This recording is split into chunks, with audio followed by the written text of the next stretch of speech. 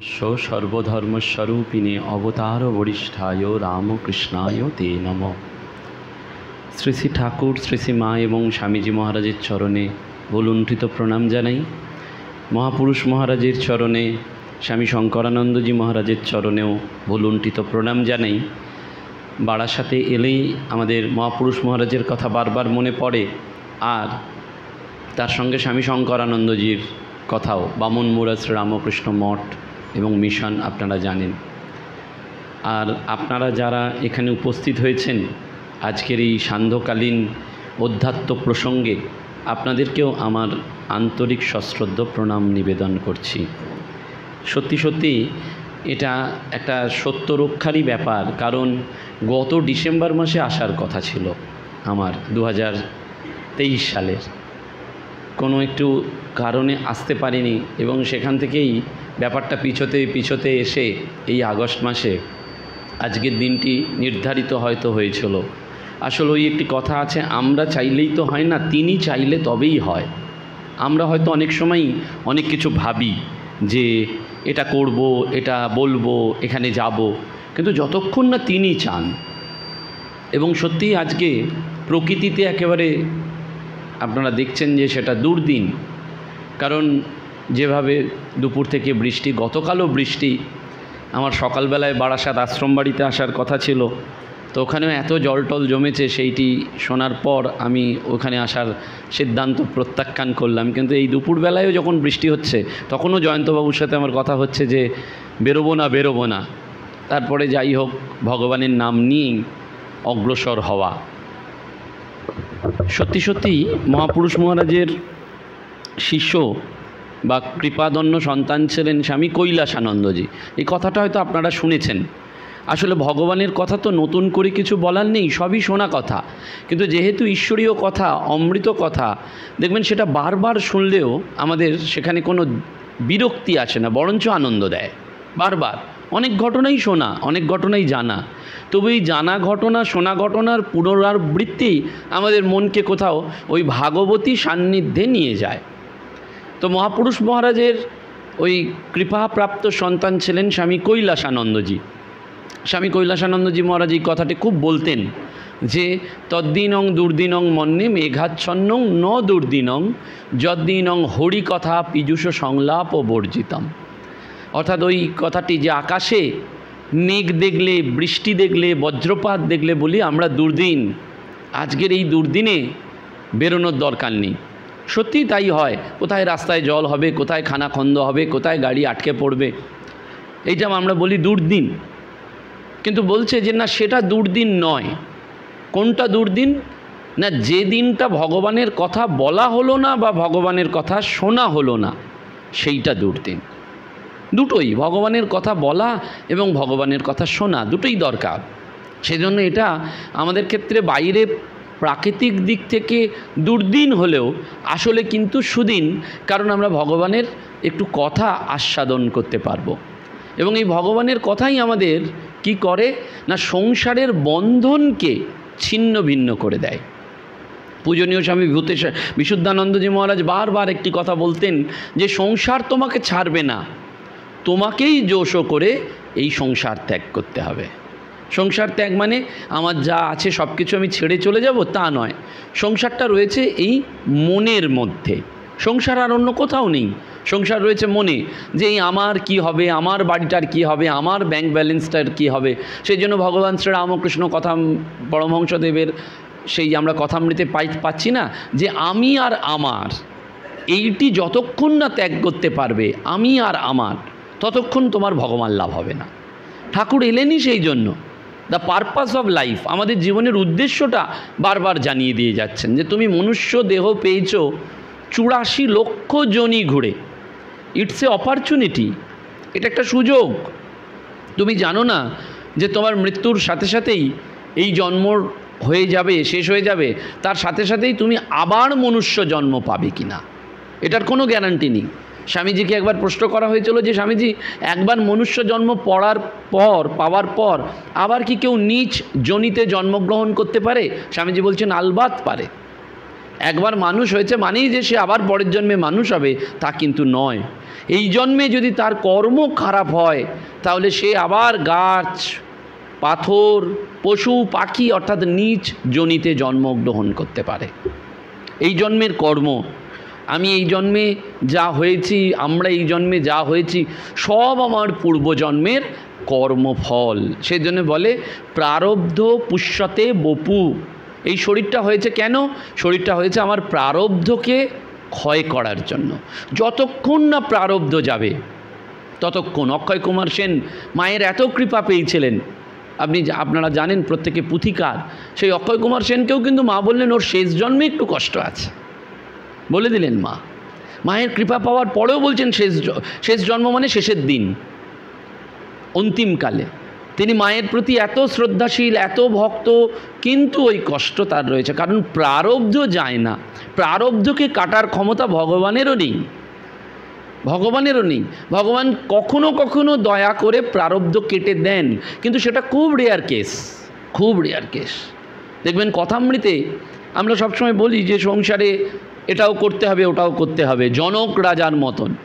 কিন্তু সারা কথামৃত খুলে দেখবেন জনক রাজা ছাড়া আর কোথাও এক্সাম্পল নেই। জনক রাজার কথাই শুধু ঠাকুর বলেছেন, ওটা একটা, 1100তেও একটা এক্সাম্পল দিচ্ছেন। জনক রাজা মহাতেজা, সে দুদিকেই সামলেছিল।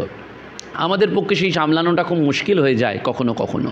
সেই জন্য বলছি প্রারব্ধ পুষ্যতে বপু। যতক্ষণ না এই প্রারব্ধ ক্ষয় হচ্ছে ততক্ষণ আমাদের এই জন্মে বারবার ফিরে ফিরে আসতে হবে। সেই জন্য এই জন্মের কর্মটার ওপর খুব গুরুত্ব দেওয়া হয়েছে এবং বারবার বলা হয়েছে যে এই মনুষ্য জন্মটা একটা দুর্লভ, ইটস এর অপরচুনিটি, এটা একটা সুযোগ। তুমি যতটা পারবে ভগবানের জন্য কাজ করে যাও, ভগবানের কথা বলো, ভগবানের নাম করো।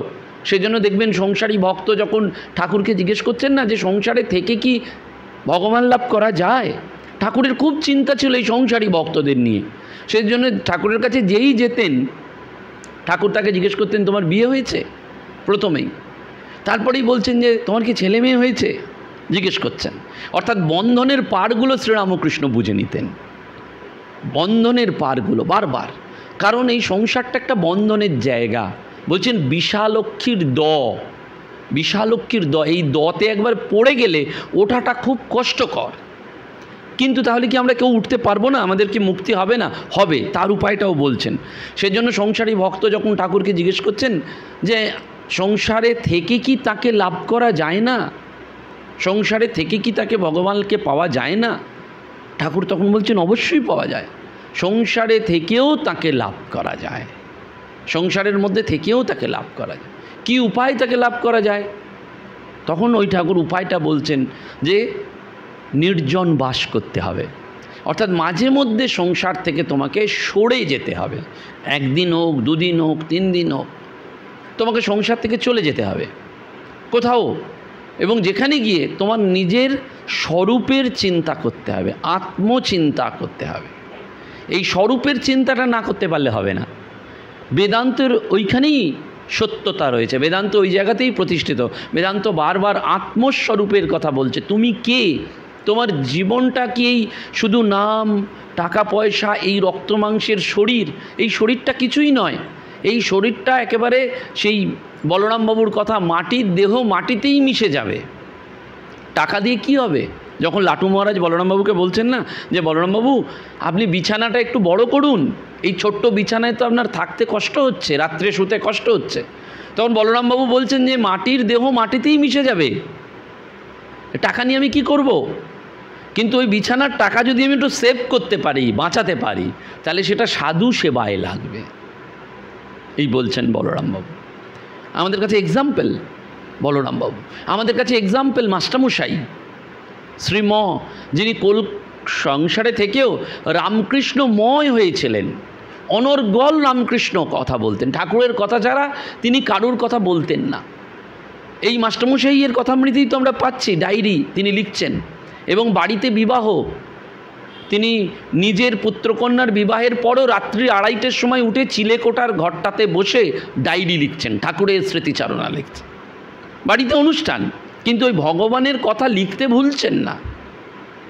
তার মনে ভগবান, কারণ ঠাকুর তাকে বারবার বলছেন সংসারে থাকবে বড়লোকের বাড়ির দাসীর মতন, বড়লোকের বাড়ির ঝিয়ের মতন। শ্রীরামকৃষ্ণদেব তাকে বলছেন, সংসারে থাকার কৌশলটা বলছেন। এবং মাস্টারমশাই একমাত্র যিনি এই কৌশলটাকে শুধু শোনেননি, কথাটা শোনেননি, রপ্ত করেছিলেন, প্র্যাকটিস করেছিলেন। ঠাকুর ওই যে বলছেন নির্জন বাস, মাঝে মধ্যে তোমাকে সংসার থেকে পালাতে হবে। এবং সেই পালিয়ে তুমি কি করবে? সংসার থেকে সরে গিয়ে চুপ করে নিজেকে অ্যানালিসিস করবে যে আমি কি জন্য এলাম, কেন এলাম, আমার উদ্দেশ্য কি, আমি কি উদ্দেশ্যর দিকে ধীরে ধীরে এগোচ্ছি, আমার কি মধ্যে ভাগবতী ক্ষুধা, স্পিরিচুয়াল অ্যাপেটাইটটা বাড়ছে, আমার কি ভগবানের কথা ছাড়া আর অন্য কিছু ভালো লাগছে? যদি অন্য কিছু ভালো লাগছে তাহলে বোঝা যাবে যে ভগবানের প্রতি আমাদের মন সম্পূর্ণ যায়নি। ভগবানের কথা ছাড়া আমার আর অন্য কিছু ভালো লাগবে না। নাগমশাইয়ের বাবা তিনি জীবনের শেষের দিকে জানেন ঈশ্বরময় হয়ে গিয়েছিলেন, সবসময় ভগবানের কথা বলতেন। তো ঠাকুরের পার্ষদরা গেছেন, নাগমশাইকে প্রণাম করেছেন, নাগমশাইয়ের বাবাকে বলছেন যে আপনি ধন্য যে এরকম নাগমশাইয়ের মতন সন্তানকে গর্ভে ধারণ করেছেন। অর্থাৎ গর্ভে ধারণ করেছেন বলে আপনার পরিবারে এসেছে, মা তো গর্ভে ধারণ করবেন, বাবা তো আর পারবেন না, কিন্তু আপনি ধন্য যে আপনি এরকম সন্তানের পিতা, জনক।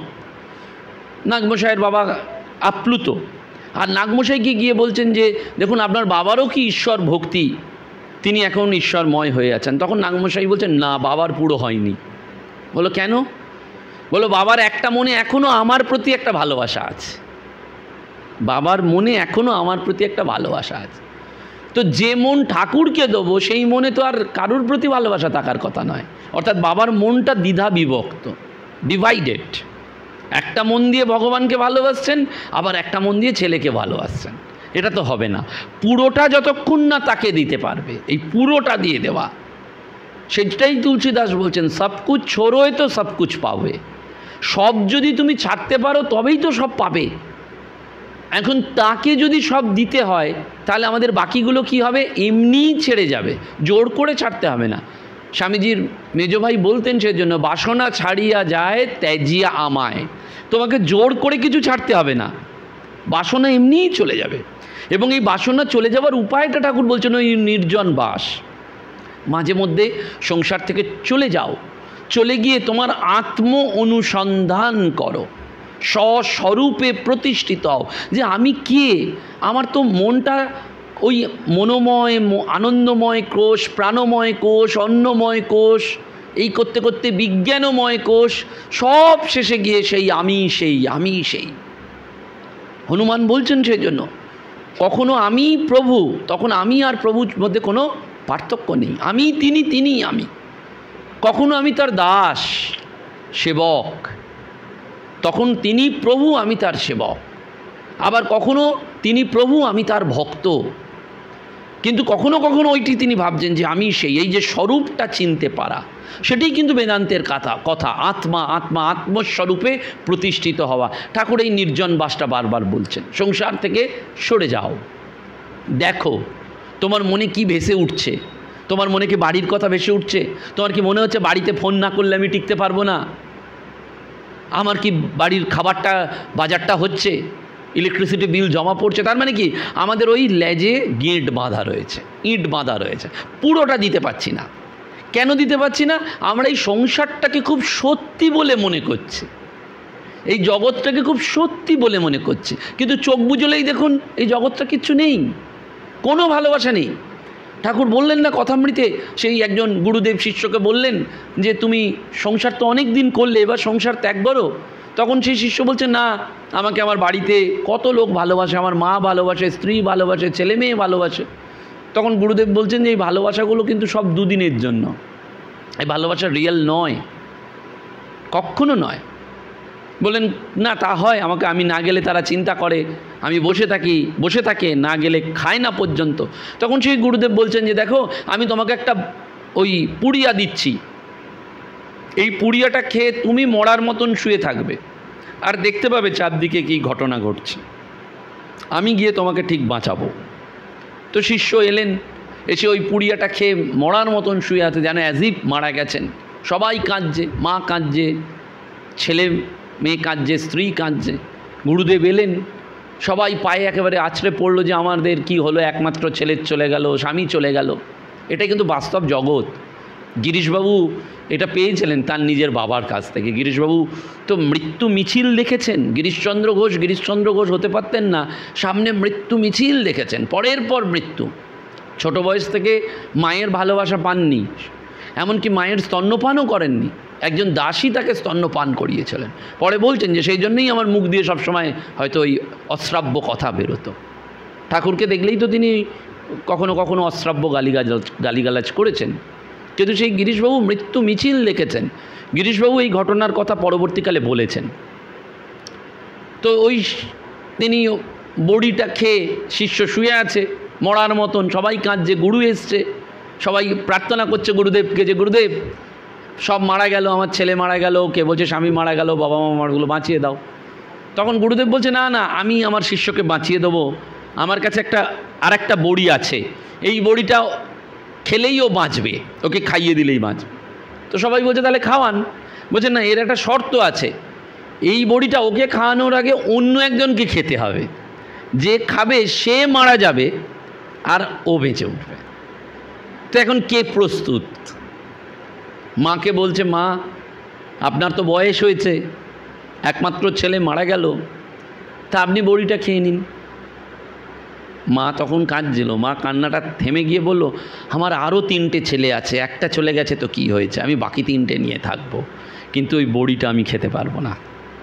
স্ত্রী কাঁদছিল, আমি বিধবা হয়ে গেছি, স্বামী চলে গেছে। স্ত্রীকে বলল তাহলে আপনি? বলো দেখুন আমার স্বামী তো মারা গেছে, কিন্তু এই নাবালক ছেলে মেয়ে এদের মানুষ করবে কে? এদের মানুষ করার দায়িত্ব তো আমাকে নিতে হবে, তাই আমি বড়িটা খেতে পারবো না। শিষ্য সব শুনছে, কিন্তু মৃত্যুর ভান করে ওই বড়িটা খেয়ে। তখন সে উঠে গুরুদেবকে বলল, গুরুদেব চলুন, আমি বুঝে গেছি এই জগৎটা অনিত্য। ঠাকুর কিন্তু এইটি বারবার বলছেন, এই জগৎটা অনিত্য, অনিত্য সংসার। অসার বলছেন না, মিথ্যে বলছেন না, একবারও মিথ্যে বলতে পারবেন না বেদান্তের দৃষ্টিতে। এই জগৎ মিথ্যে। যদি মিথ্যে বলা হয় তাহলে নিজের সাথে নিজের ভণ্ডামি করা হবে। কেন মিথ্যে বলতে পারবেন না? ধরুন এখন নাবতে গিয়ে যদি আমার পায়ে একটা পেরেক ফুটে যায় কিংবা একটা ছুঁচ ফোটে, আমি কি বলবো আমার লাগছে না, জগৎ মিথ্যে, জগৎ মিথ্যে বলতে পারবো না তো। আমি বলবো আমার শরীরে লাগছে, পেরেকটা ফুটলেও আমি উ করে উঠব। যতক্ষণ আমার দেহবোধ আছে ততক্ষণ আমি এই জগৎটাকে মিথ্যে বলতে পারবো না। মিথ্যে বলতে পারবো তখন যখন আমার ওই ব্রহ্মজ্ঞান হবে, তার আগে বলতে পারবো না জগৎটা মিথ্যে। জগৎটা মিথ্যে বলা যাবে না। ব্রহ্ম সত্য, জগৎ সত্য, দুই সত্য। হরি মহারাজ মৃত্যুর আগে বলছেন। কিন্তু ঠাকুর কি বলছেন? এই জগৎটা অনিত্য, নিত্য নয়। এই জগৎটা চিরস্থায়ী নয়, ক্ষণস্থায়ী। It is not permanent, it is temporary. সেজন্য এই জগৎ থেকে যা আনন্দই পাচ্ছেন সেটা টেম্পোরারি আনন্দ। একটা রসগোল্লা খাওয়ার আনন্দ টেম্পোরারি আনন্দ। এমনকি ঠাকুর উদাহরণ দিচ্ছেন, আপনারা সবাই ম্যাচিওর্ড বলে বলতে অসুবিধে নেই, কথামৃতে রয়েছে যে স্বামী স্ত্রীর মিলন সুখের যে আনন্দ, রমণ সুখের যে আনন্দ, সেই রমণ সুখের আনন্দের চেয়ে কোটি গুণ আনন্দ হয় যদি ভগবানকে দর্শন করা যায়। প্রত্যেকটা রোমকূপে সেই আনন্দ উদ্ভাসিত হয়ে যায়। ভগবানের আনন্দ এই জন্যই। সেই জন্য ভগবানের কথা দেখবেন আপনারা শুনতে আসছেন এই ঝড় বৃষ্টি উপেক্ষা করেও, বা আনন্দ নিয়ে ফিরে যাচ্ছেন। কারণটা একটাই, যে ভগবান আমাদের আসল স্বরূপ। এই স্বরূপের সাথে স্বরূপ যতক্ষণ কানেক্টেড থাকছে ততক্ষণই আনন্দ পাচ্ছেন। আর স্বরূপটা বিচ্যুত হলেই দুঃখ। যেই আপনি এখান থেকে ফিরে যাবেন, সংসারে গিয়ে রুটিটা করতে হবে, কেউ বলবে ডালটা ভালো হয়নি, তরকারিটা ভালো হয়নি, এটাই নুন বেশি, এটাই তেল বেশি, তুমি আজকে কি করলে, মিষ্টিটা কেন আনলে নেই, নানান রকম। যখন স্বরূপ থেকে যেই সরছেন সঙ্গে সঙ্গে দুঃখ, আর স্বরূপে যেই কানেক্টেড হচ্ছেন সঙ্গে সঙ্গে আনন্দ। এই স্বরূপে কানেক্টেড হওয়ার জন্য ঠাকুর বলছেন নির্জন বাসটি দরকার। সংসার থেকে এই যে আসছেন প্রতিদিন 1 ঘন্টা 2 ঘন্টা, বা এই ত্রৈমাসিক ভক্ত সম্মেলন হচ্ছে, এই যে সংসারকে কিছুক্ষণের জন্য অন্তত ভুলে তার কথা ভাবা। এখন এখানে এসেও যদি তার কথা ভাবেন, তাহলে না ভাবেন, বাড়ির কথা ভাবেন, তাহলে ভণ্ডামি হয়ে গেল, তাহলে ভণ্ডামি হয়ে গেল। কারণ ঠাকুর বলছেন ওই মন মুখ এক করাটাই হচ্ছে আসল সাধনা। শ্রীরামকৃষ্ণ মাছ পান ত্যাগ করতে বলছেন না, তিনি ত্যাগ করতে যেটা বলছেন, মনের ভণ্ডামিটা ত্যাগ করতে বলছেন, অহংকার ত্যাগ করতে বলছেন, মিথ্যাকে ত্যাগ করতে বলছেন। সেই জন্য মন মুখকে এক করার কথা বলছেন। অর্থাৎ এখানে এসে বাড়ির কথা ভাবা যাবে না, এখানে এলে এখানকার কথাই ভাবা। ঠাকুর ঘরে যতক্ষণ বসবেন, বারবার বলা হয় কোয়ান্টিটি জব করব না কোয়ালিটি জব করব। কোয়ালিটি জব 5 মিনিট জব করুন, কিন্তু 5 মিনিটটাই যেন ফুলেস্ট পসিবল, অর্থাৎ পুরোটাই ভগবানের জন্য। সেখানে আর কাউকে নেই। হরি মহারাজ বলছেন না, নো অ্যাডমিশন লিখে দাও, নো অ্যাডমিশন। নইলে কি হবে না, আমাদের এই ভগবানের কথাও তিক্ত হয়ে যাবে, ভগবানের কথাও তিক্ত হয়ে যাবে। ভগবানের কথা শুনতে গিয়ে সেই রয়েছে বৌমার শাশুড়ির গল্প, আপনারা জানেন। শাশুড়ি বৌমাকে নিয়ে গেছে ভগবানের কথা শুনতে, আর ফিরে এসছে। যখন ফিরে এসছে তখন ওই বাড়িতে উঠানে ওই লতা গাছ রয়েছে, সেই লতা গাছ যখন গরু এসে খাচ্ছে তখন বলছে, মা ও তো নারায়ণ। বৌমা বলছে, শাশুড়ি তখন বলছে, ওটা কি তোমাকে এই বাড়ি পর্যন্ত আনতে বলেছিলাম? ওটা তো ওখানেই রেখে আসতে বলেছিলাম। কেন? এই নির্জনবাসটা খুব ইম্পর্ট্যান্ট। আমরা নির্জনবাস বাস্তবে করি না। লক্ষ্য করে দেখবেন, জয়রামবাটি কামারপুকুরে গিয়েও মোবাইল ফোনটা অন থাকে। কেন? বাড়ি থেকে যদি টেলিফোন আসে, বাড়িতে কি হচ্ছে একবার খোঁজ নিই, বাড়িতে খবর দিই। মায়ের কাছে এসছি, মা কি জানেন না আমার বাড়িকে রক্ষা করতে হবে তাকে? মা সব জানেন। আমরা মায়ের ওপর ওই ভারটা দিতে পারি না। রামকৃষ্ণ মিশনের একজন সন্ন্যাসী মহারাজ ওই মঙ্গল আরতিতে গিয়ে ব্রহ্মচারী থাকাকালীন অবস্থায় ঘুমিয়ে পড়তেন, রোজ ঘুমোতেন। তো ব্রহ্মচারী অবস্থায় তো সাধারণত এক একটা ঘরে দুজন করে থাকেন। তো তার পাশের একজন ব্রহ্মচারী, তিনি বলছেন তার নাম করে, যে ভাই এটা কি ঠিক হচ্ছে? তুমি মঙ্গল আরতিতে গিয়ে রোজ কেন ঘুমোচ্ছ? তা ঘরে বসেই ঘুমোতে পারো, মানে ঘরেই ঘুমোতে পারো। তখন তিনি খুব সুন্দর একটা উত্তর দিচ্ছেন। তিনি বলছেন, আচ্ছা আমি তো চেষ্টা করছি মঙ্গল আরতিতে গিয়ে বসে থাকার, ঘুমটা তো ঠাকুরই পাড়াচ্ছেন আমাকে, আমি তো ইচ্ছা করে ঘুমটা আনছি না। ঠাকুরের যদি আমাকে ঘুম পাড়ানোর ইচ্ছা না থাকতো, তাহলে ঠাকুর আমাকে মঙ্গল আরতিতে ঘুমটা পাড়িয়ে দিচ্ছেন কেন? ওই সময়টা জাগিয়ে রাখলেই তো পারেন। কিন্তু ঠাকুর আমাকে ঘুম পাড়িয়ে দিচ্ছেন, কিন্তু ঠাকুর এটাও দেখছেন যে আমি প্রতিদিন চেষ্টা করে মঙ্গল আরতিতে যাচ্ছি, আমি ঘরে বসে ঘুমোচ্ছি না। এই যে আমি মঙ্গল আরতিতে যাচ্ছি। রাজা মহারাজের তাই হয়েছিল। লোকেশ্বরানন্দজি মহারাজকে একজন জিজ্ঞেস করছেন যে, মহারাজ আমাদের তো ধ্যান জপ করতে গেলেই মনটা চঞ্চল হয়ে যায়, নানান কিছু হয়ে যায়, আমাদের তো সেইভাবে ধ্যান জপ হয় না, তাহলে কি করব? ছেড়ে দেবো? তখন লোকেশ্বরানন্দজি মহারাজ বলছেন, কেন ছাড়বে? রাখাল মহারাজেরও তাই হয়েছিল। রাখাল মহারাজ একদিন ধ্যান জপ করতে বসেছেন, খানিকক্ষণ বাদেই উঠে এসছেন। ঠাকুর বললেন, কি হলো, উঠে এলি যে? রাখাল মহারাজ বলছে, আজকে মনটা বসছে না। ঠাকুর বললেন, চল, আবার চল। বলে নিয়ে গেলেন তাকে দক্ষিণেশ্বরী সেই পঞ্চবটিতে বসালেন এবং জিভের ওপর কি একটা এঁকে দিলেন, আর সঙ্গে সঙ্গে আবার রাজা মহারাজ ধ্যান জপে গভীর নিমগ্ন হয়ে গেলেন। বলে লোকেশ্বরানন্দজি মহারাজ হাসছেন। হাসতে হাসতে ভক্তদের বলছেন, আপনারাও ধ্যান জপ করার আগে ঠাকুরকে বলবেন যে, ঠাকুর আমাকে রাখাল মহারাজের মতন করে দাও, অর্থাৎ আমার জিভে এসেও লিখে দাও এমন কিছু যাতে আমিও ধ্যান জপে মগ্ন হয়ে যাই। ঠাকুরই তো সব করছেন, তাঁর ইচ্ছা ছাড়া গাছের পাতাটিও তো নড়ে না। সেই জন্য নির্জন বাসটা খুব ইম্পর্টেন্ট। ঠাকুর বলছেন মাঝে মধ্যে সংসার থেকে চলে যেতে হয়। আর বলছেন তারপরে কি, সাধু সঙ্গ। এই সাধু সঙ্গ কি করে মানুষকে, কারণ এই হোলি কথাটা এসছে হোল থেকে, WHOL, হোল। হোল মানে পূর্ণ, পবিত্র। এই সাধু সঙ্গ মানে কি শুধুমাত্র গেরুয়াধারী সন্ন্যাসীর কাছেই কি সঙ্গ? তা নয়। সাধু সঙ্গ মানে এই যে আমরা সবাই মিলে বসে ঈশ্বরের কথা স্মরণ মনন করছি, ভগবানের কথা স্মরণ মনন করছি, এইটিই সাধু সঙ্গ। এবং সেই জন্য কিন্তু বাড়িতে কথামৃত পাঠ প্রত্যেক দিন, প্রত্যেকের সৎ গৃহস্থ যারা আমরা, প্রত্যেকের উচিত যে একটু বাড়িতে নিত্য কথামৃত পাঠ করা। বাড়িটাকে প্রথম ঠিক করতে হবে। আজকের এই ঘুণ ধরা সমাজ ব্যবস্থার জন্য দায়ী কিন্তু ইন্ডিভিজুয়াল বাড়িগুলোকে ঠিক করতে হবে। সেই জন্য আপনারা যেমন আসছেন খুব ভালো, কিন্তু আপনার বাড়ির ছেলে মেয়েদের পাঠানোর উদ্যোগ নিতে হবে, তাদেরকে ভগবানের কথা শোনাতে হবে। আপনারা তো ঠাকুরের নাম নিয়েইছেন, ঠাকুরকে ভালোবেসেই ফেলেছেন, সেই জন্যই ঠাকুরের কাছে আসতে পাচ্ছেন, কিন্তু তাদেরকেই ভালোবাসাটা দিতে হবে। কেন তারা ভালোবাসছে না? প্রবলেমটা কোথায়? তারা কিন্তু কোনো ভণ্ডামি সহ্য করে না। তারা বুঝতে পারে যে আমাদের বাবা মার মন মুখ কতটা এক, সেজন্য আমাদের প্রত্যেককে পবিত্র হতে হবে, আরও পবিত্র হতে হবে, এবং সেইখান থেকেই কিন্তু ছেলে মেয়েদের এখানে নিয়ে আসতে হবে। স্বামীজি বারবার বলছেন সেই জন্য প্রার্থনার দ্বারা যে সন্তান আসে, সন্তানকে আনার সময় প্রার্থনা করতে হয় ভগবানের কাছে, যেন শুভ আত্মা, শুভ সংস্কারযুক্ত সন্তান আমার বাড়িতে আসে। এবং সেই জন্য কেন সাধুসঙ্গ ওই গেরুয়াধারী নয়, বাড়িতে কথামৃত পাঠ। রাজা মহারাজ বারবার বললেন 12 বছর যদি কেউ নিত্য কথামৃত পাঠ করে তাহলে তার ব্রহ্মজ্ঞান হবেই হবে। 12 বছর। বেলুড় মঠে আরোগ্য ভবনে যান, সব বৃদ্ধ সন্ন্যাসীরা শুয়ে আছেন। জিজ্ঞেস করুন মহারাজ কেমন আছেন, সবাই বলছে আনন্দে আছি। বৃদ্ধ, উঠতে পারেন না, একেবারে বিছানায় শুয়ে পায়খানা প্রস্রাব করছেন, কিন্তু বলছেন আনন্দে আছি।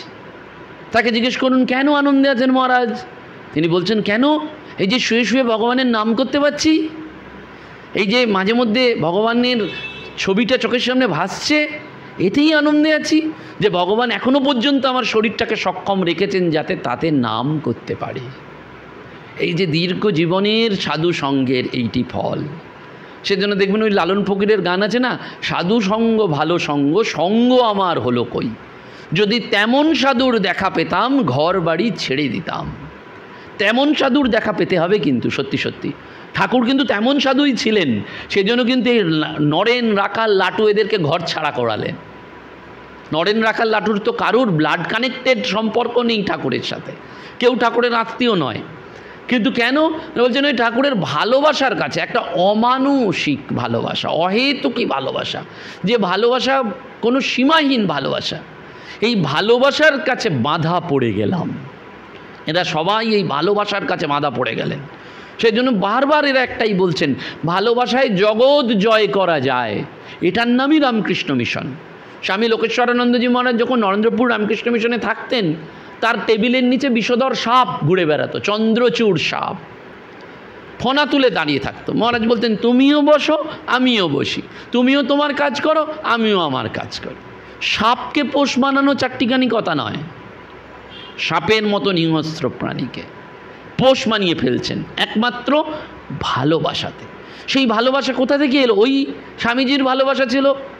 বড় আপনারা জানেন বেলুড় মঠে বাঘা নামে একটা কুকুর ছিল, সেই কুকুর স্বামীজির ভালোবাসায় একেবারে বেলুড় মঠ দাপিয়ে বাড়াতো। এবং শুধু তাই নয়, স্বামীজির তো মানুষের প্রতি ভালোবাসা ছিল যে তা নয়, পশু পাখির প্রতিও ছিল। স্বামীজির একটা ছাগল ছিল, মটরু তার নাম, হরিণ ছিল, এবং স্বামীজি মঠে থাকলে তারা একেবারে আনন্দে ছুটোছুটি করতো। তো বলছেন সেই মটরুর একবার জ্বর হয়েছে, স্বামীজি তাকে একেবারে তার ওই ক্যাম্প খাটে শুইয়ে তার ওপর দামি কম্বলটা গায়ে দিয়ে দিলেন, দিয়ে বললেন ডাক ভেটেরিনারি সার্জনকে ডাক। ভেটেরিনারি ডাক্তার এলো, এসে বলছে রোগী কোথায়? বলছে এই তো রোগী। ভেটেরিনারি ডাক্তার দেখছে একটা ছাগল শুয়ে আছে ক্যাম্প খাটের ওপর, আর তার ওপর একটা মানে একবারে সেই মকমলে কম্বলটা গায়ে দেওয়া আছে। ভাবুন কতটা হৃদয়ে থাকলে, কতটা হৃদয়বান পুরুষ হলে এটা হয়, কতটা হৃদয়বান পুরুষ হলে এটি সম্ভব হয়। সেই স্বামীজি ওই ছাগলটার জন্য ডাক্তারকে ডাকলেন, ডাক্তার ট্রিটমেন্ট করলেন। যাবার সময় বলছেন যে আমার চিকিৎসা জীবনেও এই রকম দেখিনি যে কেউ ছাগলকে ক্যাম্প খাটে শুইয়ে ভালো কম্বল মুড়ি দিয়ে রেখেছে। কতটা ভালোবাসা থাকলে হয়। সেই বাঘা কিন্তু বেলুড় মঠে থাকতো, স্বামীজির প্রিয় কুকুর, এবং সে স্বামীজির পায়ের কাছে কুই কুই করতো সবসময়। স্বামীজিও তাকে ভালোবাসতেন আর বাঘাও স্বামীজিকে ভালোবাসত। তো একবার এই বাঘা ঠাকুর ঘরে গিয়ে ঠাকুর ঘরের যে কোষাকুষির জল সেটা উল্টে দিল। স্বামীজির কাছে রিপোর্ট এলো, স্বামীজি সঙ্গে সঙ্গে বললেন বাঘাকে বরানগরে পাঠিয়ে দাও, অর্থাৎ বাঘাকে পানিশমেন্ট দিয়ে দিলেন। বাঘা চলে গেল বরানগরে, তাকে পাঠিয়ে দেওয়া হলো। বাঘা কিন্তু সারাদিন বরানগরের এদিক ওদিক ঘুরে বিকালবেলায় নৌকো করে চলে এলো আবার বেলুড় মঠে, কারণ বেলুড় মঠ তার প্রিয় জায়গা। বেলুড় মঠ ছেড়ে সে থাকবে কোথায়? চুপ করে লুকিয়ে বেড়াচ্ছে, স্বামীজি দেখলেই যদি আবার বকে পাঠিয়ে দেয়, চুপ করে রয়েছে। বাঘা জানে স্বামীজি কখন টয়লেটে যায়, ভোর রাত্রে 4টের সময় স্বামীজির কোনটা টয়লেট বাঘা জানে। বাঘা ঠিক স্বামীজি যখন টয়লেটে যাচ্ছে তখন পায়ের কাছে গিয়ে কুই কুই করছে। স্বামীজি ওর ভাষা বুঝছেন। স্বামীজি তখন বাঘাকে মাথায় হাত বুলিয়ে দিয়ে চাপড়ে বলছেন আর এরম কাজ করবি না তো, আর এরম কাজ করবি না তো। বাঘা বলছে না না আর এরম কাজ করব না। বলতে পারছে না, মানে ভাবটা। স্বামীজি বুঝছেন যে বাঘা সারেন্ডার করছে, যে আমি আর এরম কাজ করবো না। বলছেন তাহলে তুই এই বেলুড় মঠেই থাক। সেই বেলুড় মঠে বাঘা রইল। বাঘার শরীর যখন গেল তখন ওকে গঙ্গার জলে ভাসিয়ে দেওয়া হলো, জোয়ারের জলে ভাসিয়ে দেওয়া হলো। বলছেন মহেন্দ্রনাথ দত্ত, পরবর্তীকালে আরও অন্যান্য প্রত্যক্ষদর্শীরা বললেন জ্বলে গেল জোয়ারের টানে, কিন্তু যখন ভাটা হলো ওই দূরে ভেসে যাওয়া বাঘার শরীরটা বেলুড় মঠের ঘাটে এসেই বারবার আছড়ে পড়ল। বলছেন বাঘা মৃত্যুর পরেও যেন বলে দিয়ে গেল যে বেলুড় মঠ ছাড়া আমার আর কোথাও জায়গা নেই গো, তোমরা আমাকে কোথায় পাঠিয়ে দিচ্ছ। তখন শরৎ মহারাজ ওই গঙ্গার তীরে বাঘাকে মাটি খুঁড়ে কবর দিলেন। বাঘা বেলুড় মঠেই রয়ে গেল, ওই স্বামীজিকে ভালোবাসার ফল, ওই সাধুসঙ্গ। ওই জন্য বলছেন যে সাধুসঙ্গ হলে কী হয়, মানুষের জীবনটা পূর্ণ হয়ে যায়। এবং সেটি কিন্তু ওই শুধুমাত্র সাধুর কাছে যাওয়া নয়, ওই নিত্যদিনের সৎ প্রসঙ্গ করা, ঈশ্বরীয় প্রসঙ্গ করা, এইটি কিন্তু বারবার আমাদের মনের দরজাটা খুলে দেয়। সাধুসঙ্গ করলে কি হয়, এই বিবেকের দরজাটা খুলে যায়। বিবেক বৈরাগ্য যেটিকে বারবার বলে, সাধু তোমাকে বলে দেবে। সেজন্য বলছেন চাল ধোয়া জলের মতন বিকারের রুগী আমরা সবাই, আমাদের নিত্যদিন এই বিকারটা লেগেই রয়েছে। এবং বারবার বলছেন সাধুসঙ্গ একদিন করলে হয় না, ঠাকুর বারবার বলছেন সাধুসঙ্গ নিত্য করতে হবে, প্রত্যেক দিন। আর যদি ঠিক ঠিক ভগবানের দিকে আপনার মন থাকে তাহলে সাধুসঙ্গ আপনার জুটেই যাবে, কোনো না কোনোভাবে সাধুসঙ্গ জুটে যাবে। আর এই কথামৃত পাঠ, প্রেমেশানন্দজি মহারাজ বলছেন রাস্তায় চলতে গেলে যেমন আমাদের টাইম দেখতে হয়, কখন পৌঁছবো কখন পৌঁছবো, ওই যে 3টেয় বেরিয়ে কখন পৌঁছবো কখন পৌঁছবো, একটা দরকার টাইম, আর একটা দরকার ম্যাপ। এখন তো জিপিএস হয়ে গেছে মোবাইলে। বলছেন কথামৃত আর গীতা এটা হচ্ছে টাইম টেবিল আর ম্যাপ। টাইম টেবিল আর ম্যাপ তোমাকে বলে দেবে তুমি কোন রাস্তায় যাচ্ছ, কতক্ষণে গিয়ে পৌঁছবে। কেন বলে দেবে কতক্ষণে পৌঁছচ্ছ? এই যে আমরা এটা পার করলাম, হেলাবরতলা এলাম, এই নেতাজি স্ট্যাচু দেখেই মনে হলো যে এবার এসে যাচ্ছি, নপাড়ায় এসে যাচ্ছি, নপাড়ায় এসে যাচ্ছে। কথামৃতে কিন্তু ওই লক্ষণ রয়েছে। ভগবানের নাম হলে চোখ দিয়ে জল পড়ছে কি? ঠাকুর বলছেন যদি ভগবানের নাম শুনলেই চোখ দিয়ে জল পড়ে তাহলে তোমার ভগবান লাভ করতে আর বেশি দিন দেরি নেই। ভগবানের নাম করলেই চোখ দিয়ে জল পড়বে। বেলুড় মঠে ওই রকম প্রাচীন সাধুকে আমি দেখেছি, সৌভাগ্য হয়েছে। শুধু গিয়ে তাকে বলেছি শ্রীরামকৃষ্ণ সম্পর্কে কিছু বল, ঠাকুর বলতে বলতেই দু চোখ দিয়ে হাউ হাউ করে কাঁদছেন, হাউ হাউ করে কাঁদছেন বাচ্চা ছেলের মতন। বলছেন সঙ্গে পড়ে আছি বাবা তার দয়ায়, আর দু চোখ দিয়ে জল পড়ে যাচ্ছে শুধু ঠাকুর নামটা শুনে। আরেকজনকে আমার দেখার সৌভাগ্য হয়েছিল, আমাদের সারদা মঠের সদ্য প্রয়াতা সংঘাধ্যক্ষা মাতাজি, পরম পূজনীয় প্রব্রাজিকা আনন্দপ্রাণা মাতাজি। তিনি জীবনের একেবারে শেষ মুহূর্তে ওই রয়েছেন, ঘরে শুয়ে রয়েছেন। তো সেবিকা আমাকে প্রণাম করতে নিয়ে গেছেন, বলছেন মাতাজি উনি প্রণাম করতে এসছেন। তো উনি একটা মোবাইলে মনটাকে নামিয়ে রাখার জন্য একটা কার্টুনের কিছু দেখছিলেন, ওই রামায়ণ টামায়ণ হয় ইউটিউবে কার্টুন দেখছিলেন, খুব দেখে দেখে আনন্দ করছেন। তা আমি প্রণাম করার পর বললাম মহারাজ এই মাতাজি আশীর্বাদ করুন, আর মাকে একটু বলবেন যাতে মায়ের প্রতি একটু ভক্তি হয়, এটি বললাম। উনি তাকালেন, তাকিয়ে বললেন কি বললে মা? বলতে বলতে বললে বিশ্বাস করবেন না, হাউ হাউ করে কাঁদছেন, মা আমি মায়ের কাছে যাব, আমি মায়ের কাছে যাব, আমি মায়ের কাছে যাব। একবার বাচ্চা মেয়ের মতন হয়ে গেলেন ওই বয়সে। কোথায় কার্টুন ফাটুন পড়ে রইল। সেবিকারও উদ্বিগ্ন হয়ে গেছেন, আমিও ভয় পাচ্ছি এই বাবা কী করে ফেললাম, কারণ একে শরীর ভালো নেই, ওরকম একটা উত্তেজনা এসে গেছে। আমি মায়ের কাছে যাব, আমি মায়ের কাছে যাব, শুধু বলেছি মায়েকে একটু বলবেন যাতে ভক্তি হয়। মায়ের নামটা শুনেই চোখ দিয়ে জল পড়ছে, হাউ হাউ করে কাঁদছেন, আমাকে মায়ের কাছে নিয়ে চলো, যেন আমি কতদিন বাড়ি ছাড়া, আমি আমার মায়ের কাছে যাব, আমি আমার বাড়ি ফিরে যাব।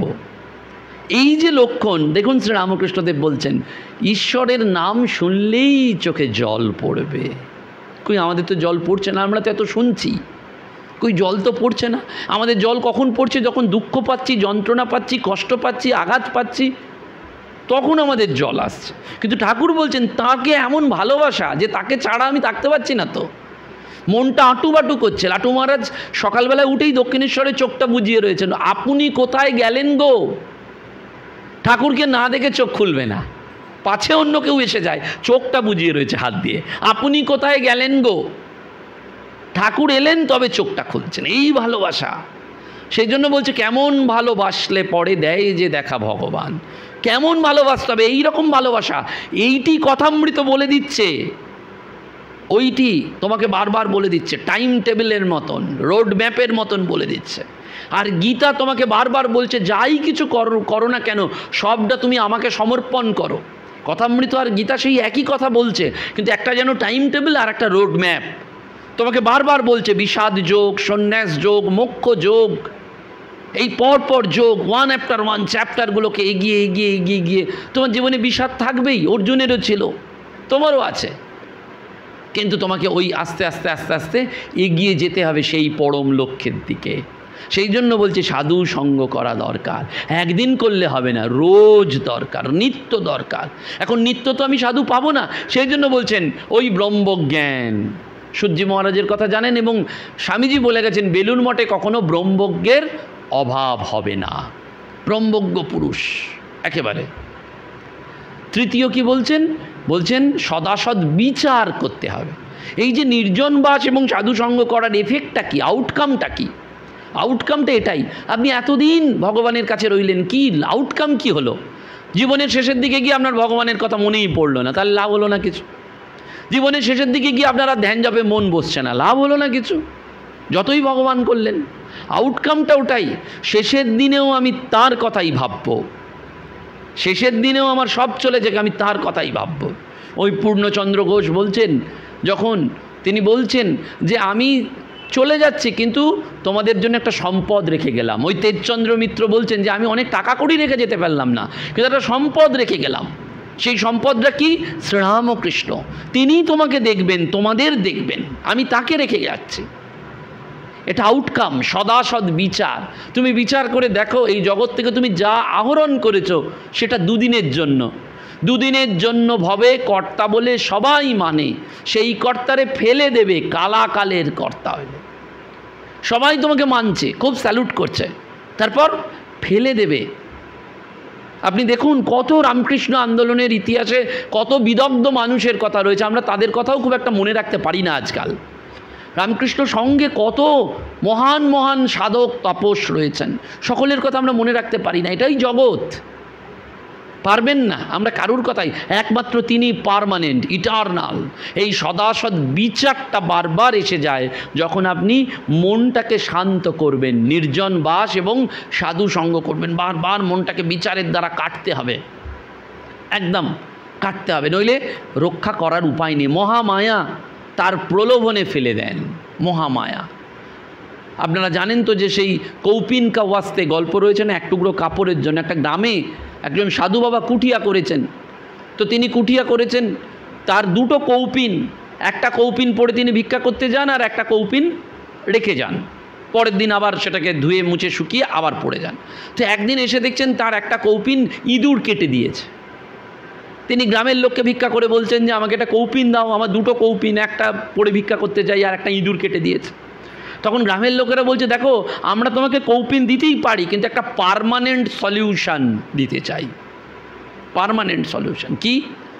বলছে আমরা তোমায় বেড়াল দিচ্ছি, বেড়ালটা ইঁদুর মারবে, ইঁদুর আর কাপড় কাটতে পারবে না। ভালো কথা, সাধু বেড়াল নিয়ে এসেছে। বেড়াল পরের দিন সকালবেলায় উঠেই বলছে আমায় দুধ দাও। সাধু দুধ কোথায় পাবে, তার নিজেরই চলে না। সে গ্রামের লোককে আবার ভিক্ষা করে বলছে বেড়াল তো দিলে, এবার বেড়াল তো দুধ চাইছে, তাহলে দুধ দাও। গ্রামের লোকেরা বলছে দেখো দুধ আমরা দিতেই পারি, কিন্তু এটা তো সলিউশন না, একটা পার্মানেন্ট সলিউশন দেবো। তোমাকে একটা গরু দিচ্ছি, গরু দুধ দেবে, সেই দুধ বেড়াল খাবে, সেই বেড়াল ইঁদুর মারবে, সেই ইঁদুর আর তোমার কাপড় কাটবে না। বেশ, বেড়াল নিয়ে এসছে, এই গরু নিয়ে এসছে। গরু তার পরের দিন সকালবেলা হাম্বা হাম্বা করে বলছে আমাকে খেতে দাও। সাধু তখন আবার গ্রামের লোকেদের বলছে গরুর খাবার দাও। বলছে দেখো সেটা আমরা দিতেই পারি, কিন্তু এর একটা পার্মানেন্ট সলিউশন দিচ্ছি। তোমাকে এক খণ্ড জমি দিচ্ছি, সেই জমি তুমি চাষ করো, সেখানে যে ফসল ফলবে সেই ফসলের যে খোলা টোলা আসবে সেই খোলাটা গরু খাবে, সেই গরু দুধ দেবে, সেই দুধ বেড়াল খাবে, সেই বেড়াল ইঁদুর মারবে, সেই ইঁদুর আর কাপড় কাটবে না। এবার জমি চাষ করার জন্যও লোকজন চাই। কিছুদিন বাদে সেই সাধুর বিশাল সম্পত্তি হয়েছে, লোক লস্কর হয়েছে।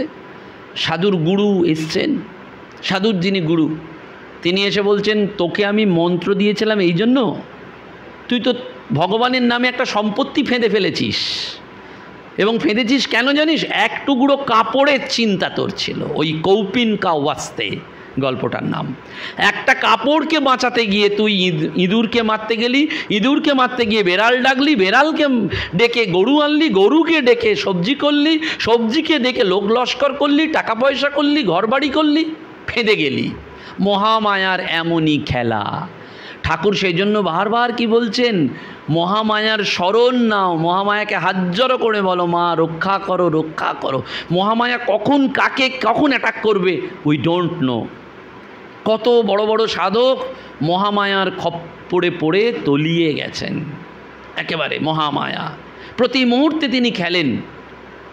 সেই জন্য বারবার ওই দেখবেন চণ্ডীতেও রয়েছে মহামায়ার পুজো করতে হয়। এই যে দুর্গা পুজোয় মহামায়া ভ্রান্তি বশেন সংস্থিতা, ভ্রান্তিরূপেণ সংস্থিতা, বুদ্ধিরূপেণ সংস্থিতা, চেতনারূপেণ সংস্থিতা। তিনি সব আমাদের যে ভুল হচ্ছে, ভ্রান্তি হচ্ছে, এটাও তিনিই করছেন।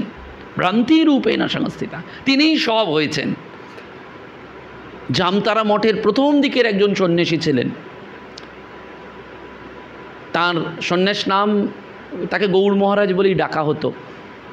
তিনি কখনো সন্ধ্যারতিতে ওপরে যেতেন না, নিচেই থাকতেন। জামতারা মঠে আপনারা যারা গেছেন, কুর্মপীঠ এবং নির্জন জায়গা। জামতারার এখন তবু একটু একটু হয়েছে, কিন্তু আগেকার দিনে জামতারা একেবারে ভয়ানক ছিল। ট্রাইবালস এরিয়ার মধ্যে কুর্মপীঠের ওপর যেতে হবে।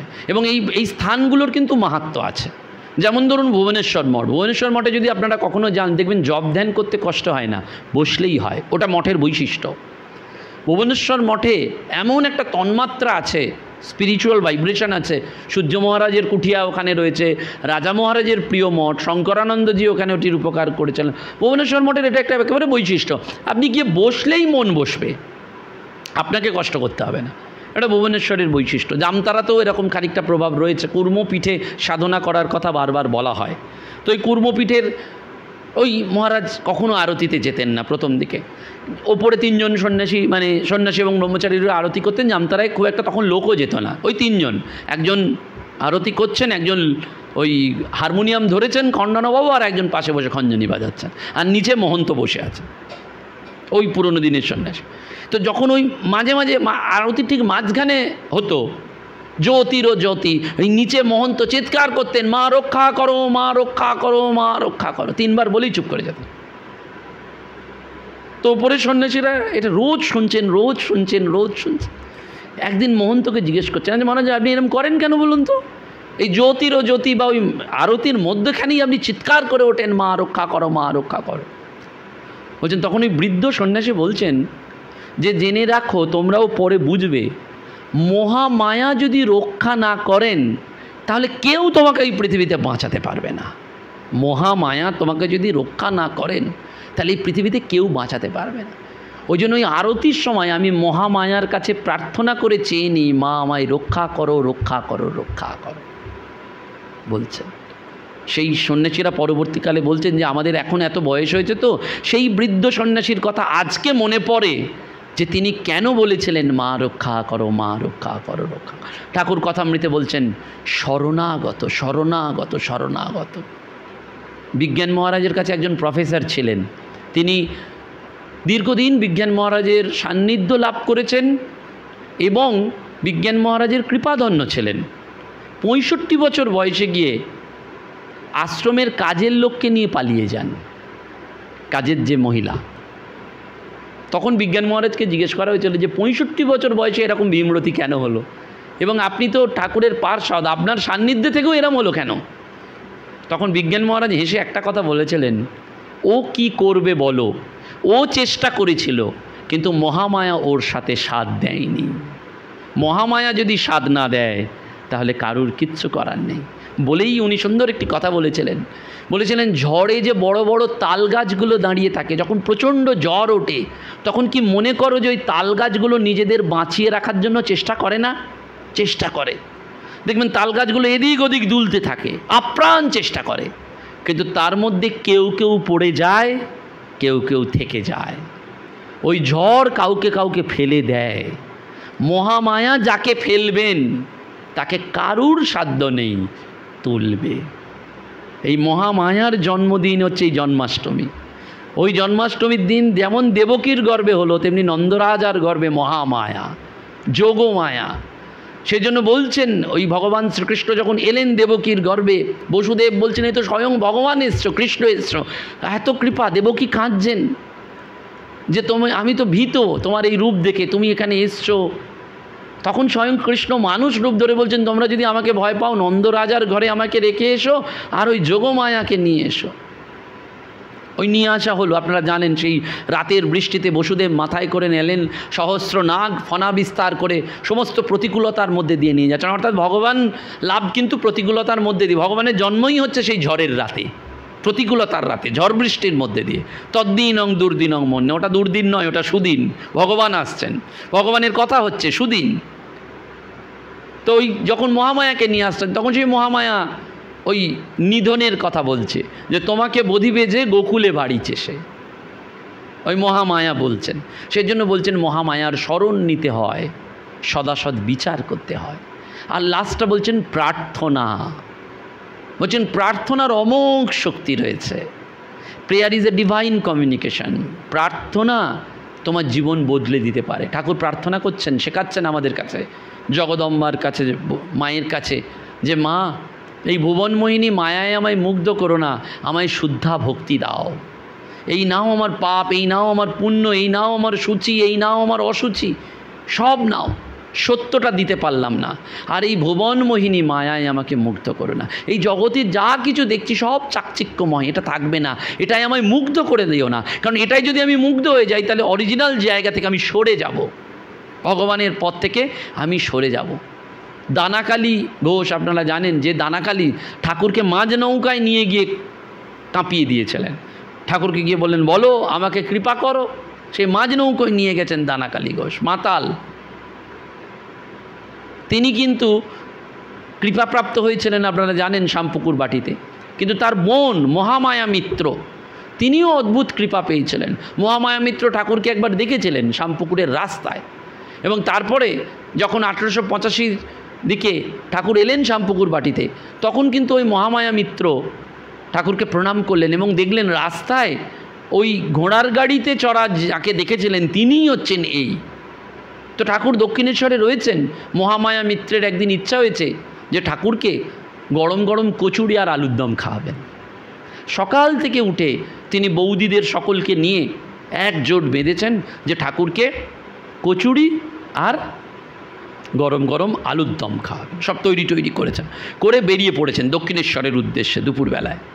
রাস্তায় খানিকটা যাওয়ার পর মহামায়া মিত্রের মনে হয়েছে যে আচ্ছা ঠাকুর তো প্রায়শই কলকাতায় চলে আসেন ভক্তদের বাড়ি ভক্ত সান্নিধ্য করতে, আমি তো বলে যাচ্ছি না ঠাকুর থাকবেন, তাহলে তো আমার সমস্ত করাটা পণ্ড হবে। এই যে সারা দুপুর জেগে আমি এসব করছি সব পণ্ড হবে। আর ঠাকুর যদি আমার কচুরি আর আলুর দম গ্রহণ না করেন তাহলে কি হবে? এই নানান কিছু ভাবতে ভাবতে তিনি যাচ্ছেন। দক্ষিণেশ্বরে যখন পৌঁছচ্ছেন দূর থেকে দেখছেন ঠাকুর সিংহ দুয়ারে ঘর বার করছেন। মহামায়া মিত্র মনে অন্তত শান্ত হলেন যে ঠাকুর আছেন, কলকাতায় যান। যেই মহামায়া মিত্র সামনে গেছেন ঠাকুর বললেন হাগো এত দেরি করলে কেন গো, আমি যে সকাল থেকে তোমাদের কথা ভাবছিলাম। দেখুন ওই যে অন্তর্যামী ভগবান, তিনি পিঁপড়ের পায়ের নুপুরের ধ্বনি শুনতে পান, পিঁপড়ের পায়ের নুপুরের ধ্বনিটা শুনতে পান।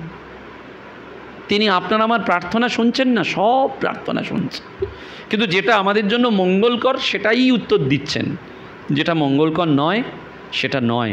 সুন্দর করে বলা হচ্ছে, পূজ্যপাদ ভূতেশানন্দজি মহারাজ বলছেন সুন্দর করে যে বাচ্চা ছেলে মায়ের কাছে সব চায়, মা এটা দাও ওটা দাও সেটা দাও, মা সব দেয় নাকি? মা বোঝে কোনটা দিলে তার উপকার হবে, মা সেটাই তাকে দেয়।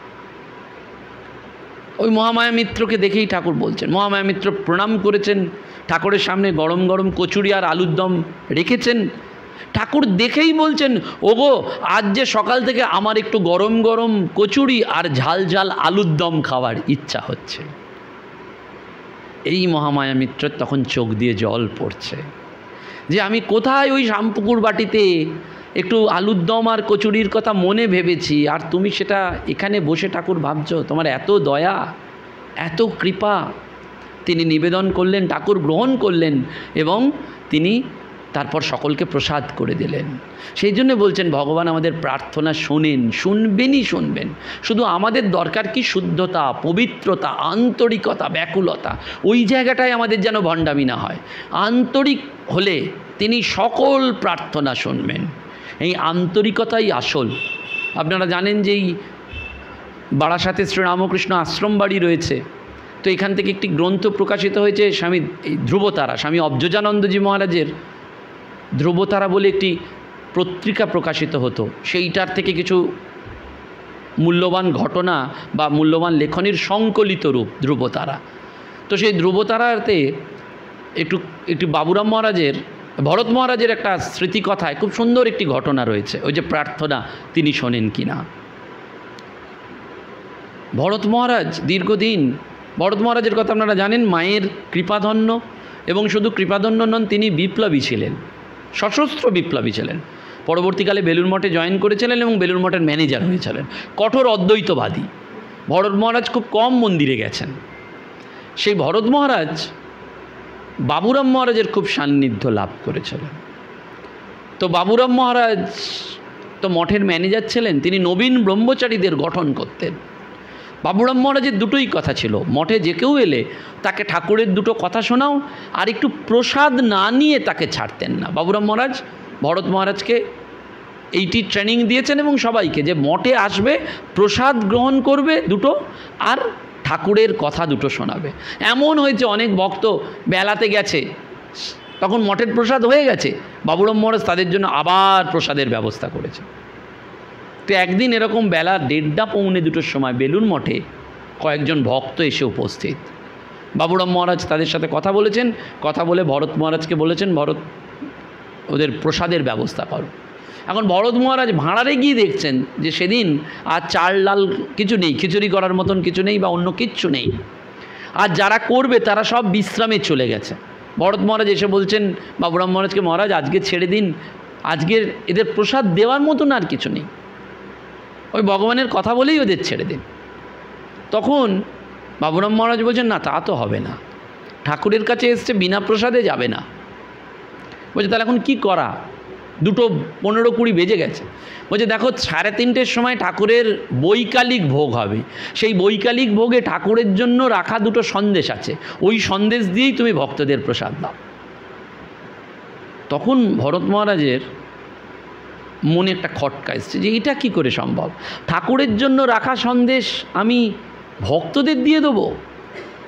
কিন্তু বাবুরাম মহারাজ সিনিয়র, তাই আবার ঠাকুরের পার্ষদ, বলতেও পারছেন না, দিয়েছেন ভক্তদের বাধ্য হয়ে। আর মনে মনে ভাবছেন যে এখন 2:30 বাজে, 3:30 বৈকালিক, ঠাকুরের মন্দির খুলবে, আমি কোত্থেকে সন্দেশ পাবো, ঠাকুরকে কি করে দেবো? আর তখনকার দিনে বেলুড় মঠে এত মিষ্টির দোকান ছিল না, আর এত সুবিধাও ছিল না যে কাউকে বলবে ফোন করে যে ওরে সন্দেশ পাঠা। আর মনে মনে খুব রাগ করছেন বাবুরাম মহারাজের ওপর, যে এটা কীরকম ধরনের ব্যাপার হলো, ঠাকুরের সন্দেশ ভক্তকে উনি খাইয়ে দিলেন। মনে মনে একটা হচ্ছে, যাকে বলে একটা বিরুদ্ধ ভাব, কিছু বলতেও পারছেন না। গঙ্গার ঘাটে গিয়ে চুপ করে বসে আছেন যে বাবুরাম মহারাজের আর কাছে যাব না, ত্রিসীমানায় যাব না, এ কেমনতর ব্যাপার স্যাপার, এরকম যেমন হয় আর কি। ঠিক 3:05-10 বাজবে, বেলুড় মঠের গঙ্গার তীরে একটা নৌকো এসে ভিড়ল। নৌকো থেকে একজন ভদ্রলোক নামলেন, নেমে ভরত মহারাজ তো তখন ব্রহ্মচারী, তাকে দেখে বললেন, আচ্ছা মঠে বাবুরাম মহারাজ কে আছেন? ভরত মহারাজ বলছেন, আমি জানি না, আপনি খুঁজে নিন। যাবে না তো? বলছে আপনি খুঁজে নিন। তিনি একে ওকে জিজ্ঞেস করে করে বাবুরাম মহারাজের কাছে গেছেন। বাবুরাম মহারাজকে একটা চিঠি দিয়েছেন। বাবুরাম মহারাজ চিঠিটা পড়েছেন, পড়ে আস্তে আস্তে স্বামীজির ঘরের বারান্দায় এসে দাঁড়িয়েছেন, যাতে ভরত মহারাজকে উনি দূর থেকে দেখতে পান যে গঙ্গার ঘাটে ভরত মহারাজের কী রিয়াকশান। আর অন্য একজনকে দিয়ে তিনি ভরত মহারাজের কাছে ওই চিঠিটা পাঠিয়েছেন। সে এসে বলছে, মহারাজ বাবুরাম মহারাজ পাঠিয়েছেন, এই চিঠিটা আপনি একটু পড়ে দেখুন। বলছেন, আমি চিঠি পড়ে কি করব? ভরত মহারাজ বলছেন, এখন 3:20 বাজে, আর 10 মিনিট বাদে মন্দির খুলবে, বৈকালিকের সন্দেশ নেই, আর আমি এই চিঠি পড়ে কি করব? বলছে বাবুরাম মহারাজ পাঠিয়েছেন, ওই দেখুন উনি দাঁড়িয়ে আছেন। অগত্যা। মনে রাগ থাকলেও বা বিরুদ্ধ ভাব থাকলেও বেলুড় মঠে আপনারা জানেন স্বামীজির এটা কথা, আজ্ঞাবহতা হচ্ছে সংঘের অন্যতম শর্ত। এটিই কিন্তু রামকৃষ্ণ মিশনের অন্যতম ক্যারেক্টারিস্টিক। সিনিয়রকে সম্মান দিতেই হবে। তুমি জুনিয়র যত বড়ই হও, সিনিয়র ফার্স্ট, ওবে দ্য অর্ডার, মিলিটারির মতন। যে সঙ্গে যিনি রয়েছেন তাকে, যিনি প্রবীণ, তার কথা মানতে হবে। কী করবেন? ইচ্ছা নেই, 3:20 বাজে, তবু বাধ্য হয়ে চিঠিটা খুললেন। চিঠিটা খুলে ভরত মহারাজ দেখছেন, তাতে লেখা আছে, আমি কলকাতার একজন প্রসিদ্ধ মিষ্টান্ন ব্যবসায়ী, 1 নৌকো ভর্তি মিষ্টি পাঠালাম। যদি আজকে দুপুরের বৈকালিক 3:30টায় ঠাকুরকে ভোগ নিবেদন করা হয় তাহলে আমার জীবন ধন্য হবে। যখন এই চিঠিটা দেখছেন ভরত মহারাজ থরথর করে কাঁপছেন আর 2 চোখ দিয়ে জল পড়ছে, যে আমি 2টো সন্দেশের জন্য বাবুরাম মহারাজের ওপরে এরকম ভাবছিলাম যে কোথা থেকে 2টো সন্দেশ পাবো, আর ঠাকুর 2টো নয় 1 নৌকো ভর্তি সন্দেশ পাঠিয়ে দিলেন বেলুড় মঠের গঙ্গায় নিজে থেকে। ছুটে গেছেন বাবুরাম মহারাজের কাছে। তখন বাবুরাম মহারাজ হাসতে হাসতে বলছেন, ভরত মহারাজ কে বলছেন, ভরত তুমি কি মনে করো আমরা ঠাকুরের পুজো করছি? ঠাকুর নিজেই তার নিজের পুজোর আয়োজন সব করে নেন, তুমি আমি কেউ নয়। তিনি তার নিজের পুজোর আয়োজন সব করে নেন। ওই দেখো, তুমি ভাবছিলে 2টো সন্দেশের কথা, উনি 1 নৌকো ভর্তি সন্দেশ নিজে পাঠিয়ে দিলেন। এইটি গোড়া রায়ের, এটা অলৌকিক নয়। তিনি সত্যি সত্যি বেলুড় মঠে নিত্য কল্পতরু হয়ে বসে আছেন। স্বামীজি বারবার তার পরীক্ষা নিয়েছেন। এখনও সন্ন্যাসীরা সেই পরীক্ষায় বারবার দেখতে পান যে অভাবনীয় ব্যাপার, বেলুড় মঠে সমস্ত কিছু ঠাকুর যেন যোগান দিয়ে যাচ্ছেন। কেন?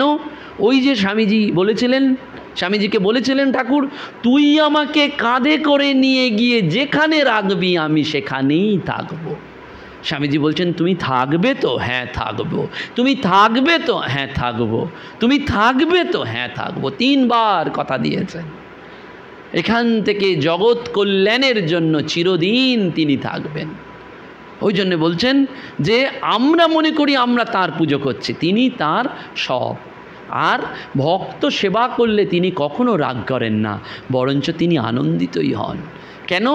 ওই ভগবানেরও ইচ্ছা হয় ভক্তের ভক্তিটা লাভ করার জন্য। ভগবান ভক্তি লাভ করতে পারেন না, সব লাভ করতে পারেন, কিন্তু ভক্তের সম্পদ কি? ভক্তি। আর ভগবানের সম্পদ কি? কৃপা, করুণা। ভগবান আমাদের কৃপা করেন, করুণা করেন। কখন করেন? যখন আমরা ভক্তিতে, আন্তরিকতায়, ব্যাকুলতায় তাকে সবটা দিয়ে দিতে পারি। সেজন্য ভগবানেরও মাঝে মধ্যে ইচ্ছা হয়েছিল। ভগবান জিজ্ঞেস করছেন বেদব্যাসকে পরবর্তীকালে, যে আচ্ছা কী করব, কী করলেই ভক্তের ভক্তিটা লাভ করা যাবে?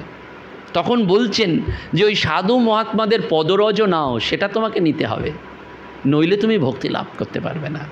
ওই জন্যে সাধু মহাত্মাদের কথা বারবার আমাদের শুনতে হয় এবং ঠাকুরের প্রদর্শিত পথে আমাদের মনে রাখতে হবে যে দক্ষিণেশ্বরের গোড়ালায় সব করতে পারেন। আমাদের শুধু কি দরকার? তার কাছে সমর্পণ, সারেন্ডার। সবটা যদি আমরা তাকে দিতে পারি তাহলে তিনিও আমাদের সবটা দেখবেন। এটা কোনো কন্ডিশান নয়, এটা তিনি নিজে মুখে বলে গেছেন। অনন্য চিন্তন হয়ে যে আমার শরণ নেয়, অনন্য চিন্তন হয়, আর অন্য কোনো চিন্তা নেই। অনন্য, ন অন্য, অনন্য। সেজন্য অনন্য চিন্তক যে আমার শখে করে, সবসময় উঠতে বসতে শুতে যে সবসময় আমার কথা ভাবে, আমাকেও তার কথা ভাবতে হয়। আমি তার কাছে বাধা পড়ে রয়েছি।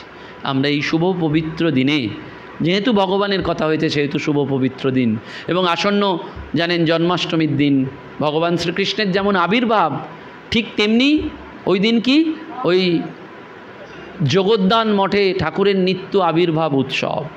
এই জন্মাষ্টমীর দিনই ঠাকুরের শরীর চলে যাওয়ার পর সেই পুতাস্তি কলস নিয়ে রামচন্দ্র, গিরিশ এরা গান করতে করতে ওই জগদ্দানের মাটিতে প্রথিত করেছিলেন। গিরিশ ঘোষের সেই গানটা লেখা হয়েছিল, হরি মন মজায়ে লুকালে কোথায়, আমি ভবে একা দাও হে দেখা, আমি এই ভবে একা, তুমি দেখা দাও। এই গানটি করতে করতে ওই রামচন্দ্র দত্ত এরা গিয়েছিলেন এবং জগদ্দানের ওই স্মৃতি মন্দির নির্মাণের, এই যেখানে ঠাকুরের পুতাস্থি, সেটি কিন্তু ওই জন্য নিত্য আবির্ভাব উৎসব এই জন্মাষ্টমী তিথির দিন। ভাদ্র মাসে, সেইটি একটা পবিত্র পুণ্য দিন। এবং সেই রামচন্দ্র দত্তকেও ঠাকুর বলে গিয়েছিলেন, রাম, ভক্ত সেবা করো তাহলেই ভগবানের সেবা হবে। তুমি শুধু ভক্ত সেবা করো তাহলেই ভগবানের সেবা হবে। সারা জীবন রামচন্দ্র দত্ত অন্য কিচ্ছু করলেন না, শুধু ভক্তের সেবা করলেন। বাড়িতে নাম গুণকীর্তন করতেন। আর মৃত্যুর আগে যখন তার অন্তিম মুহূর্ত, তার আগে কয়েকদিন বিছানায় শয্যাশায়ী, তার শিষ্য অনুরাগীদের বলে গেলেন যে আমার শরীর চলে যাওয়ার পর আমার পুতাস্থি কোথায় রাখবে? আমাদের সাধারণত শরীর চলে গেলে কি হয়? পুতাস্থি গঙ্গায় ভাসিয়ে দেওয়া হয়। বলেন না, আমার পুতাস্থি জগদ্দানের সিংহদুয়ারের মাটিতে পুঁতে দেবে। সবাই বলল, কেন? আপনার পুতাস্থি গঙ্গায় না দিয়ে সিংহদুয়ারের মাটিতে কেন পুঁতে দেবো? তখন রামচন্দ্র দত্ত বলছেন যে আমার মাথার ওপর দিয়ে পা মারিয়ে হাজার হাজার লক্ষ লক্ষ ভক্ত প্রভুর কাছে যাবে, আমি তাদের কাছে দিনহীন অধমের মতন থাকব। কতটা অহংকার শূন্য হলে বলতে পারা যায় যে আমার পায়ে মাথার ওপর দিয়ে পা মারিয়ে দিয়ে সবাই যাবে। আমরা কেউ চাই না আমাদের ওপর দিয়ে মারিয়ে দিয়ে চলে যাক। রামচন্দ্র দত্ত বলছেন আমার ওই পুতাস্থির ওপর দিয়ে পা মারিয়ে দিয়ে যাবে ভক্তরা, কারণ সেটাই আমার অহংকার শূন্যতা। আমি মাটিতে মিশে গেলাম, আমি প্রভুর কাছে চির বিলীন হয়ে রইলাম। এই অহংকার শূন্য যেদিন আমরা হতে পারবো, মনে এতটুকু অঙ্কট বঙ্কট যতক্ষণ থাকবে ততক্ষণ ভগবানকে পাওয়া যায় না। মনে ওই ঠাকুর বলছেন না, ছুঁচে সুতো পড়ানোর মতন, সুতোয় যদি একটু রোঁয়া থাকে না, ওই সুতো কিছুতেই ছুঁচে প্রবেশ করবে না। মনে যদি এতটুকু থাকে, ভগবানের রাজ্যে স্থান নেই। ভগবানের রাজ্যে স্থান পেতে গেলে ওই জটিল বালকের মতন বিশ্বাস চাই, বনে তোর এক মধুসূদন দাদা রয়েছে। যেই জটিল বালক যে রোজ পাঠশালায় যেতে বনের পথে ভয় পেত, মা বলেছিল না যে ওই বনের মধ্যে মধুসূদন দাদা রয়েছে। রোজ মধুসূদন দাদা তাকে পার করিয়ে দিত। যখন গুরুমশাইয়ের মায়ের শ্রাদ্ধ, জটিল বালক একটা ছোট্ট ভাঁড়ে করে দই নিয়ে গেছে। মধুসূদন দাদা তাকে বলেছে যে এই দইতে গুরুমশাইয়ের মায়ের শ্রাদ্ধের কাজ হয়ে যাবে, সবাইকে খাওয়াতে পারবে। জটিল বালক বিশ্বাস করে নিয়ে গেছে, কিন্তু গুরুমশাই এবং তার অন্য শিষ্যরা বিশ্বাস করতে পারল না। তারা জটিলকে প্রহার করে তাড়িয়ে দিল। যখন পরিবেশন করতে গেল, ওই 50 গ্রামের থেকেও ছোট্ট ভাঁড় যখন উপুড় করলো, তখন দেখলো অনন্ত দই বেরোচ্ছে, অনন্ত। গোটা গ্রামের লোককে খাইয়েও শেষ হবে না। তখন গুরুমশাই রিয়েলাইজ করলেন জটিলের পক্ষে তো এটা সম্ভব নয়, কোথা থেকে ও পেল? জটিল বলল, মধুসূদন দাদা। বলল, দেখাতে পারবি? বলে, হ্যাঁ, কেন পারবো না। বনে নিয়ে এলো, সেই জায়গায় এসে ডাক দিল, মধুসূদন দাদা একবার বেরো, আমার গুরুমশাই তোমাকে দেখতে চাইছে। তখন ওই মধুসূদন দাদা বলল, জটিল, তোমার সরল বিশ্বাসের কাছে আমি ধরা পড়েছিলাম, কিন্তু তোমার গুরুমশাইয়ের সেই সরল বিশ্বাসটা নেই। তিনি অনেক পণ্ডিত হতে পারেন, অনেক শাস্ত্র পড়তে পারেন, কিন্তু সরল বিশ্বাসটা নেই যে ওইটুকু ভাঁড়ে সবার হতে পারে, এই বিশ্বাসটা হয়নি তার। ভগবানের রাজ্যে সব সম্ভব, অসম্ভবকে তিনি সম্ভব করে দেন। গিরিশবাবু বলেছিলেন, with man it is impossible, but with god nothing is impossible. ভগবানের রাজ্যে কোনো কিছু অসম্ভব বলে কিছু নয়, কারণ তিনিই তো সব কিছুর আইন করেন, তিনিই নিজে হাতে আইন ভেঙে দেন। সেজন্য তিনি চাইলে সব কিছু করেন। প্রারব্ধ কাটতে তিনি একমাত্র পারেন, কিন্তু তিনি তো সকলের প্রারব্ধ কেটে মুক্ত পুরুষ করে দেবেন না, তাহলে তো সৃষ্টি চলবে না। সেই জন্য তিনি প্রারব্ধ ভোগ করান। আর কোনো ভাগ্যবানের জন্য, যাদের অনেক সুকৃতি আছে, অনেক সাধন ভজন রয়েছে, তাদের প্রতি ভগবান করুণা করে ওই প্রারব্ধটা কেটে দেন, যাও তোমাকে মুকুব করে দিলাম। এটা কার হবে, কখন হবে, কেউ জানে না। সেই জন্য বলতে হয়, তোমার কৃপা ছাড়া তোমাকে পাওয়া যাবে না। সেই জন্য বারবার বলে, ভগবানকে জানার চেষ্টা করো না। কখনো ভগবানকে জানা যাবে না, কারণ তিনি অনন্ত। ভগবানকে পাবার চেষ্টা করতে হয়। ভগবানকে জেনে কখনো লাভ হয় না। কোন দিক দিয়ে জানবেন? কত গীতা পড়বেন, কত শাস্ত্র পড়বেন, তাকে জেনে লাভ নেই। তাকে পাবার চেষ্টা করতে হয়। কি করে পাবেন? ওই বিশ্বাস। কি করে পাবেন? ওই সরলতা। কি করে পাবেন? ওই ব্যাকুলতা। সরলতা, ব্যাকুলতা আর বিশ্বাস, এই দ্বারাই ভগবানের রাজ্যে পৌঁছে যাওয়া যায়। সেটি শিশুর হৃদয়ে রয়েছে। সেই জন্য ওই শিশুর হৃদয়ে বলা হয় যে ওই শিশুর যে মন, বালকের যে মন, সেটাই হচ্ছে ভগবানের স্বর্গরাজ্য। আমাদের মনটাকে ওই বাচ্চা ছেলের মতন করে ফেলতে হবে, একদম শিশুর মতন। সমস্ত অহংকার, সমস্ত মলিনতা ধুয়ে ফেললে তবে আমরা ভগবান লাভ করতে পারবো। আমরা এই বিশেষ দিনে ভগবানের কাছে সেই প্রার্থনাই যেন করি যে সারাটা জীবন যেন তোমার কাজ করতে পারি, সারাটা জীবন যেন তোমার নাম করতে পারি, আর শেষের দিন যখন কেউ থাকবে না তখন তুমি এসো, হাত ধরে নিয়েছিল, এবং তোমার কৃপা, তোমার করুণা যেন আমাদের সকলের ওপর বর্ষিত হোক। নমস্কার, ধন্যবাদ।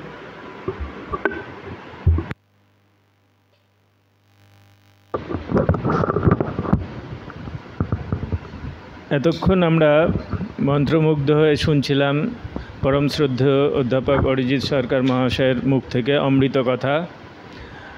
সমস্ত উপস্থিত ভক্তদের তরফ থেকে আমাদের সশ্রদ্ধ কৃতজ্ঞতা জ্ঞাপন করি ওনাকে।